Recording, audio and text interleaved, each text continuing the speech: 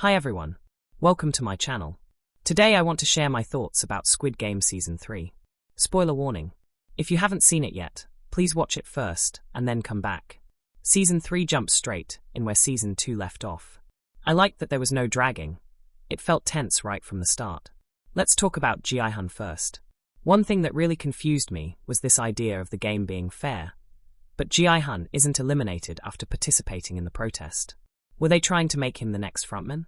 We see In-ho was recruited by Il-nom, possibly because Il-nom wanted someone to take over. But then, why did In-ho help Ji-hun? Was it just to add drama for the VIPs? Or was there any other reason? And I thought there would be a really emotional reveal when Ji-hun learned In-ho was the frontman all along. But maybe he was just too broken by that point to even react. There were heartbreaking eliminations in this season. Player 120, Hyunju, and really got to me.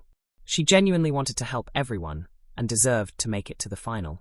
Player 222, Junhee, elimination was devastating too.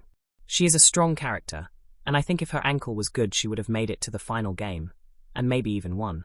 Player 007 and his mother Death were also sad. Both of them were good souls. Player 007 didn't want to eliminate anyone, but the game forced him into that position. Even when he wanted to eliminate player 222, he couldn't do it because of the baby. I initially thought the son wouldn't be able to eliminate anyone and would return to his mother group. His mother loved him so much and was ready to sacrifice herself for him. She also wanted to protect player 222, so she eliminated him instead. Their dynamic was tragic and stayed with me. Most protesters were wiped out at the start, but No-yeol helped player 246 survive. I think player 246, Jaeung-suk, was extremely lucky. He survived because of his daughter. He is also a great actor who deserved a stronger character and more screen time. Soldier 011, No-yeol, didn't disappoint though. She was a really strong character who always did what she felt was right. It's a bit sad she didn't try to help other players, but she stayed true to herself. The detective's story left me thinking. He trusted the boat captain way too easily. As a detective, you'd expect him to suspect betrayal, especially given he was responsible for so many lives. I did like that Choi Yu-suk managed to expose the truth before getting put into jail. Also, there was that picture of the salesman with the captain. It would have been so good to see how they became friends, why they chose this job, and why they couldn't escape even if they tried. Making the baby as a substitute player was a brutal twist by the VIPs. I found it adorable when the Circle soldier fed the baby, and even made sure the milk was at room temperature. They treated the baby like a player too, feeding it before the final game. But the birth itself felt so unrealistic. How can a mother just give birth in that setting and walk like nothing happened? Player 388, Daeho, really frustrated me. Last season, I thought he was a good character. But this time it was clear he lied just to survive. He was the reason that so many ex-players were eliminated and made players become the majority. I liked that Ji-hun didn't just kill anyone randomly in Keys and Knives game.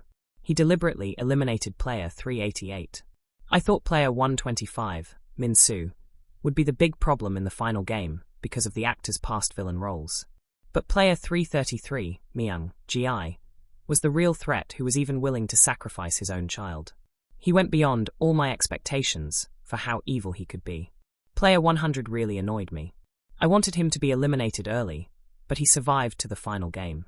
Seon Nyan, the shaman, was also so frustrating, betraying people who trusted her. But her elimination was good, betrayed by player 100 and eliminated by player 125. If we look at player 039's point of view, he knew he'd die in the final round and didn't want to be someone's lunchbox. So he chose his own ending and jumped.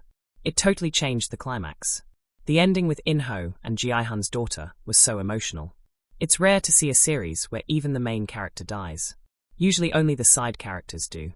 But here it showed that the real main character was the story itself, the Squid Game. I loved that final moment where Se-byok's brother and mother were reunited. It showed that Ji-hun and Sang-woo's grandmother kept their promise. Se-byok would have been happy knowing that. There were so many unanswered questions. How did player 246 get money for his daughter operation? Did Soldier 11 ever find her own daughter? Who exactly were the VIPs?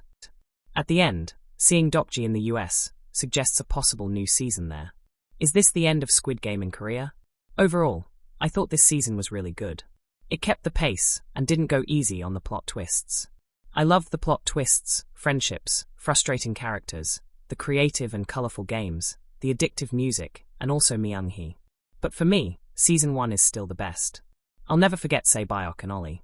Ji-han isn't perfect, but you can see his growth over all 3 seasons. What did you think about Season 3? What did you think about Season 3? Who was your favorite character? Comment below. If you enjoyed the video, please like, subscribe. Thanks for watching. Bye.